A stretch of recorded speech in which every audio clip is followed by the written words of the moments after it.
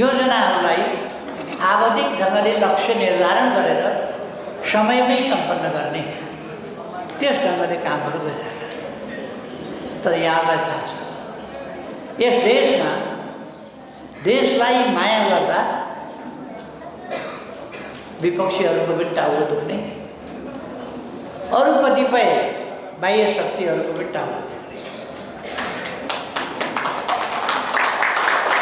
म यति धेरै प्रहारको निशानामा किन परेको छु? मैले 60 वर्षको राजनीतिक जीवनमा कहिल्यै भ्रष्टाचार गरिनँ, फेरि पनि गर्दिनँ।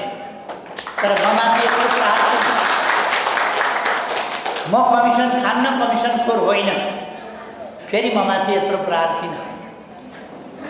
म देशको बारेमा, जनताको बारेमा, देशको विकासको बारेमा, देशको सुरक्षाको बारेमा, देशमा शान्ति सुव्यवस्था अमन चैनको बारेमा, जनताको जीवधनको रक्षाको बारेमा सधैँ सोचिरहन्छु, चिन्तित हुन्छु, त्यसका लागि काम गर्छु।